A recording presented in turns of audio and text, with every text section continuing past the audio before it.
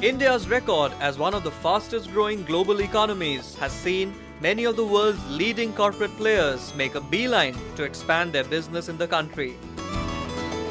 With an immensely favorable demographic dividend, it is crucial that the country meets the demand for high quality talent. With this goal in mind, the recently held inaugural edition of the NHRDN First Indian Management Forum provided a platform for the corporate world and B-School academia to meet, discuss and plan a strategy that enables Indian B-Schools to reach the top 25 in the world. Let's look back on the inaugural session. In the last 5 years or so, we have been interacting on this issue of industry and academia kind of interface for our own benefit. But there has been nothing institutionalized, unfortunately, so far. So small bits and pieces have been the kind of trend, but what we thought at NHRDN that perhaps we should look at a long roadmap, maybe create this kind of a dialoguing forum where people from corporate as well as from academia come together every year, and then perhaps try to draw a blueprint of what kind of talent or capability building process we would like to have for the country. While we talk right now today, perhaps I am very, very happy to talk about the results which, for example, Maruti got last financial year. Very tough year for automotive industry. But it has also resulted into one more positive factor. Much more Japanese investments are going to come into India now based on seeing this success of Suzuki Japan here, or Toyota or Honda for that matter. So we are right now at the cusp of a potential economic recovery for the country. It's going to be a real opportunity where perhaps investments will be flowing in from global corporates to a great extent focusing India over the next 10 years. We will be over the next 50 years, will be below the age of 35. Very, very blessed. Even China is going to face problem on the aging front. But this demographic dividend to be converted into the talent pipeline is where perhaps you people will have to play a very critical role when we look at the Indian professional management education process. And with this opportunity of economic growth potentially going to be touching 8.5%, 9% over the next 5 years, from where we are going to shape that talent is the big question. And I think therefore this forum we are here to find out what can be done. How to create holistic school in this country. You all academicians are sitting here, ask a question how to create holistic school. Because unless we create holistic school, I always say that we all are in a Brahminical profession. Brahminical I am using not as a caste, but I am using as a concept. Unless you write Vedas, you can never become Brahmin. What kind of Brahmins we are without writing any Veda? How to promote research work is very, very important. And applied research work. What Mr. Siddiqui was saying, that applied research work. Because you find that most of the researches you find maybe Dr. Seth and Howard model, let's try to find out whether this model is a valid model actually in India or not. So most of the researchers, they go to validate whether those models are valid or not valid models. That's number one. Number two, I am finding also that in management field, I see there is more knowledge of mathematics, statistics. So one day I was asking a question, where is the knowledge of psychology? I was talking on one of the young professor who is working with us. So I told Dr. Bhandarkar that she has got the knowledge of all mathematical modeling and she doesn't have any knowledge about psychology. Maybe that management professors are also more busy in competing with mathematicians, with persons only the background of statistics and physics, that. We are having a management. Management is a very different kind of discipline. And that's where I find that Dr. Bhandarkar wrote a book, and very fascinating book. And I think that I got very much impressed by that book, Shaping Business Leaders, What B Schools Don't Do. And it's a very fascinating book to read, where he built a theory. I'm sorry, Dr. Bhandarkar, because I hope that I'm not stealing some concept which you'd like to give. So I think she wrote the book that in the management there is backward integration. In physics, chemistry, there is a forward integration. In management, there is a backward integration. All great theories are evolved on the basis of practices. So that's why management schools must know what is happening in the industry, must integrate with them, must work with them.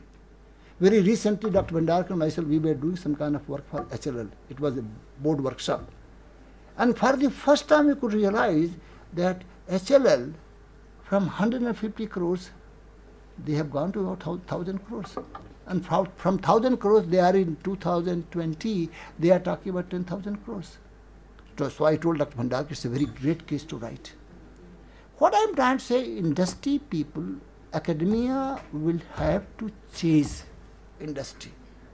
I don't see it, but when I see people, if I ask that how many persons you know in the industry, may not be knowing 10% even in the industry.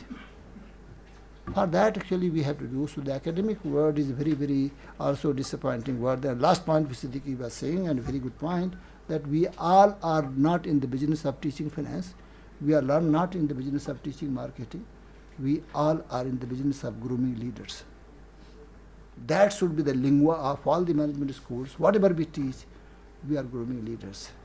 Friends, I think that we have got 4 themes here, and we will be spending a hell of time.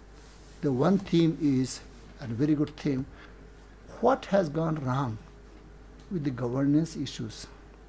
And I think a very veteran person is sitting here, and he would be actually moderating that one. So what has gone wrong about the concept of governance? Is there governance or there is no governance?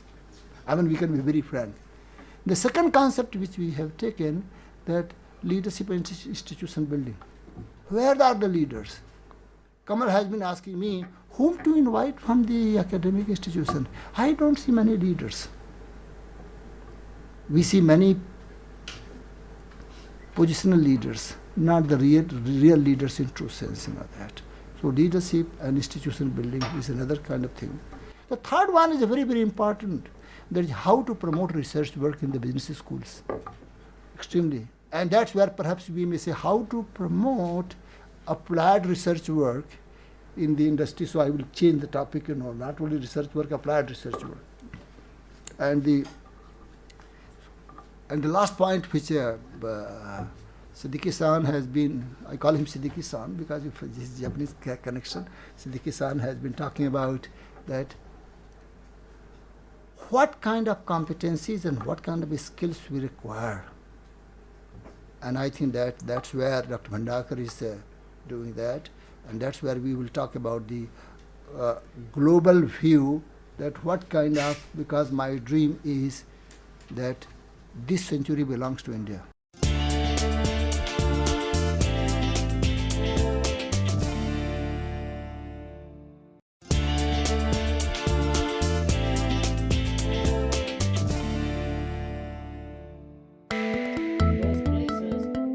The forum was graced by internationally acclaimed educator Professor Jagdish N. Sheth, the Charles H. Kelstad Professor of Marketing at the Goizueta Business School of Emory University.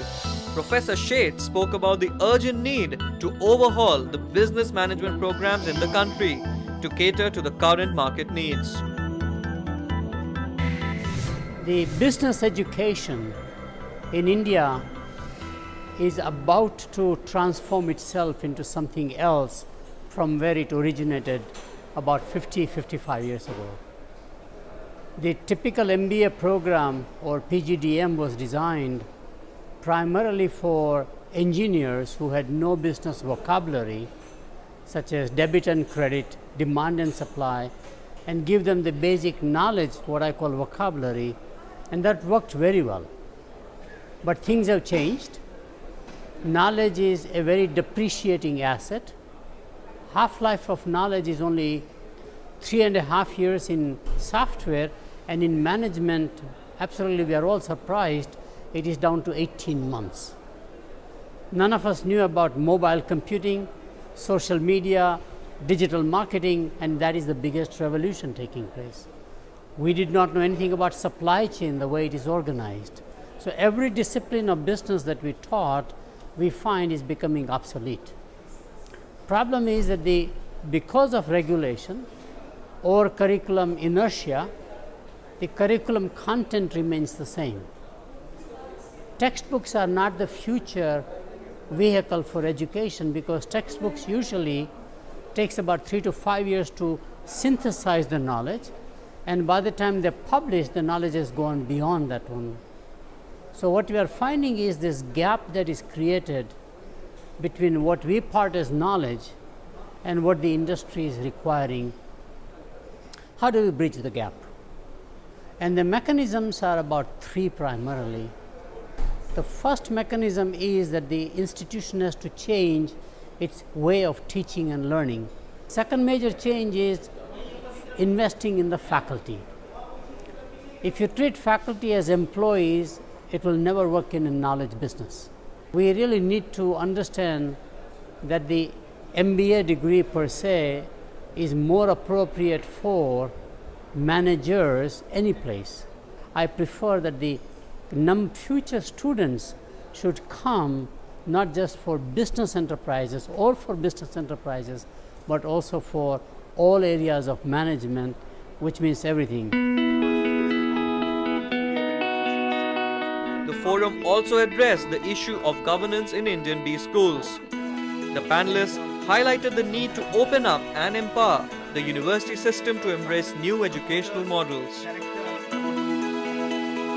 We discussed the governance of these schools, and I think what came out very loud and clear, that 3 different issues were discussed: the regulatory bodies, the private schools, the university systems.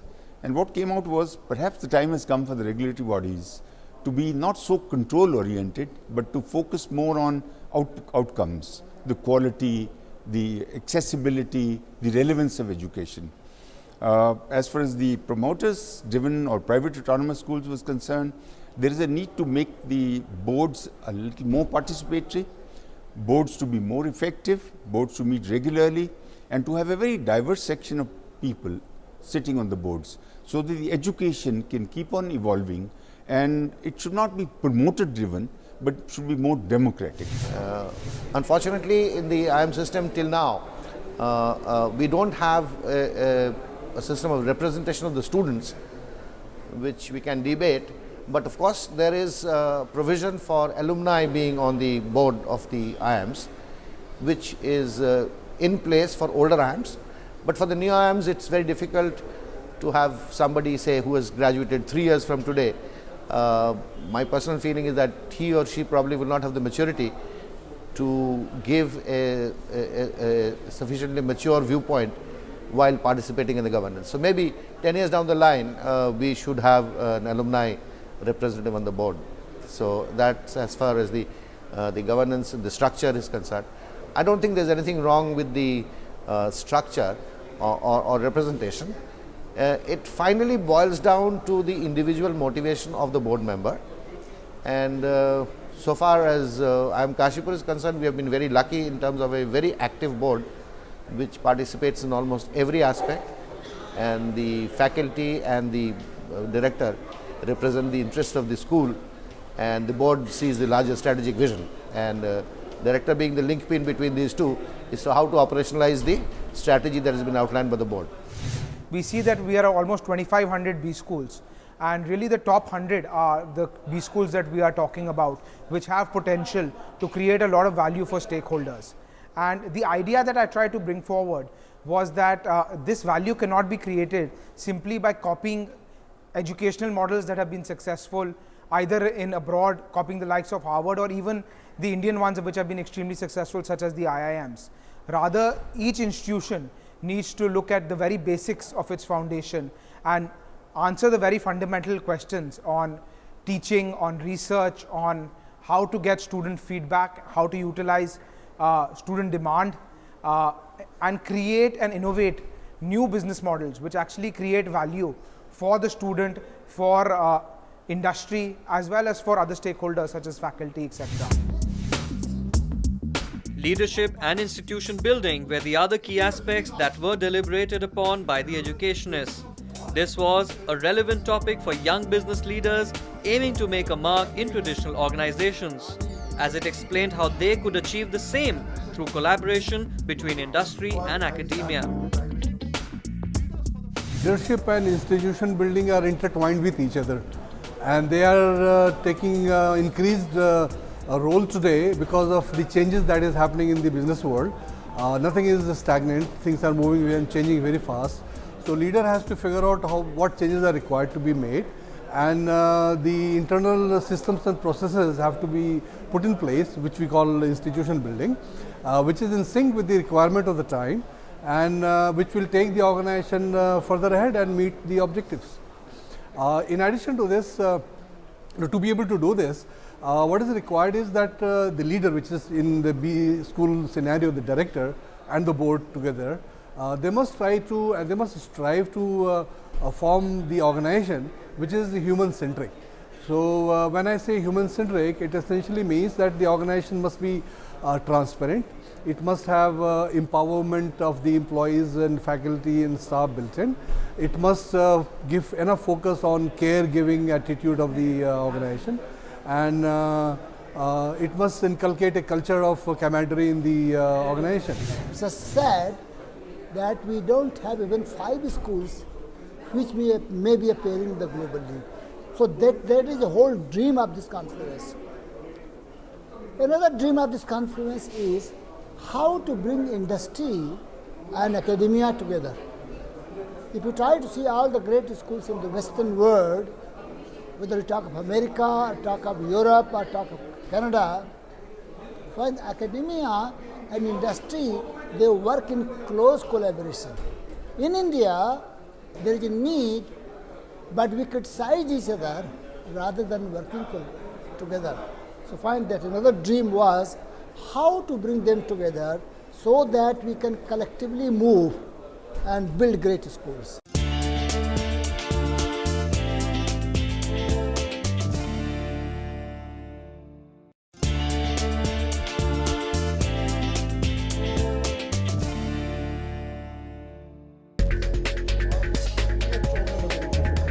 Actionable research that leads to industrial innovation is lacking in India, so a joint approach between industry and B schools was discussed as the need of the hour by the panelists in the session, promoting research in Indian B schools, issues and challenges. Research has to be an integral part of all business schools. The second thing was that, of course, the research is done with the help of PhD students and also the faculty. So you need to be careful and cautious about recruiting the teachers, and those teachers must be research oriented. The third thing on which the panelists were in agreement that now the research versus teaching should not be, that the research and teaching should go hand in hand. And finally, the decision was, and the agreement among the panelists was, that the business schools, their management, their governance need to provide the ecosystem whereby good people are selected, they are attracted to take up faculty positions, they are attracted to take up research, they are attracted to pursue their fellow program or the PhD program if they are running, and then create necessary conditions for them to perform well in their career. I think it's a uniform realization that institutions of higher education need to get involved much more in research activity. So intensity of research, quality of research, number of publications, all that has been increasing in recent past, but also has to further increase. More emphasis came that while the quantity seems to be increasing, but how to improve the quality of research. That was the one. The second came was that publication for whom, who should be the audience who will make use of it. Should it be policy makers, should it be the masses, their newspaper, or should it be for academic journals, So that was the second kind of theme. And the third, if institutes have to encourage quality research, then inside the institution what should be happening. The final session of NHRDN First Indian Management Forum was graced by Manoj Sinha and Murli Manohar Joshi. While Manoj Sinha deliberated on core issues of human resource development, Murli Manohar Joshi emphasized on treating human beings as superminds and not just mere resources. The moment you see that human being is not a resource, he is a being, he is a representative of the universe, the universe is a holistic universe. Therefore, your next orbit should be what? You are today at the center of the universe. You have to go at the periphery of the universe. You have to expand your persona. While the present model takes you from market to supermarket, my model takes you from mind to supermind and from man to superman. So you have to decide whether you will continue to remain a resource or you want to become a superman. The field of HRD is not only extremely challenging, but is also fraught with dangers of being misunderstood by many practitioners as a field having little correlation to the business environment. To my mind, the field of HRD is one of the most professional and noble area to work, given that human nature is not only complex, but also that every individual is an organization is different and has his own likes and dislikes. In the current era, one of the biggest challenges for HR professionals is creating leaders for top positions. There is a huge capability gap with regard to leadership potential which needs to be addressed by HR practitioners. The skill gaps within organization is widening, which means greater emphasis on learning and development. Companies have to realign their strategies so that the retention of employees becomes an important factor in decision making. There is a need to get away from traditional performance management styles and constantly adopting through innovative solutions. It is the time that HR professionals evolve themselves as change agents and rise above departmental considerations, narrow mindsets, and actively contribute to the growth of the organization. I am happy to enlist HR professionals and practitioners for the first Indian Management Forum, and I wish this forum success in their endeavor to make education aligned to industry needs. I once again wish all of you the very best and hope that the deliberations during the forum would be relevant, meaningful, and professionally rewarding. Platforms such as the NHRDN First Indian Management Forum provided a common ground for leaders to evaluate strategies, processes, and systems for grooming high-quality talent, to troubleshoot prevalent issues and problems of B schools, and to prepare a blueprint actionable agenda to make Indian B schools move into the next orbit. It is a very important forum. It's a subject which needs to be deliberated because management education is unlike the other disciplines of education. It's got multidisciplinary, it's got to bring in a lot more stakeholders. And unfortunately, it's just been evolving by itself with a very tight control mechanism by the regulatory bodies. So this kind of a forum, I think it was very good to have it. Perhaps there's a need to follow it up with individual issues being discussed separately. And the purpose behind organizing the very first Indian Management Forum is to bring policymaker, industry and academia together and brainstorm the challenges that the education sector, especially the management education, is facing. And we have been conducting business school ranking, and in the last 3 years there have been several learnings and pointers. And what we felt that if you can bring together those pointers on a platform of Indian Management Forum and present these pointers to the stakeholders, especially the academia, business and industry, maybe perhaps from here we can develop a roadmap or a blueprint for actionable agenda which can make us feel that yes, we have been able to contribute something towards building competitiveness. Honorable resource persons who are present here, Dr. Bhandarkar, Subir Saab, P.K. Bishwas ji, each one of you, without you this program would have been incomplete. And the feedback of the participants which we have received, it clearly says that the kind of deliberations, the kind of intense discussions we had with very focused objective of improving something in the landscape which we are working. Thank you very much, each one of you. Subrat, thank you very much for leading that research and doing the first time a business school study in India which is backed by a work done by almost 40 to 50 HR professionals, academicians.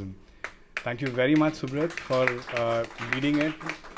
Participants, Mr. Kamal Singh and myself, we always say that without you, you are our spirit.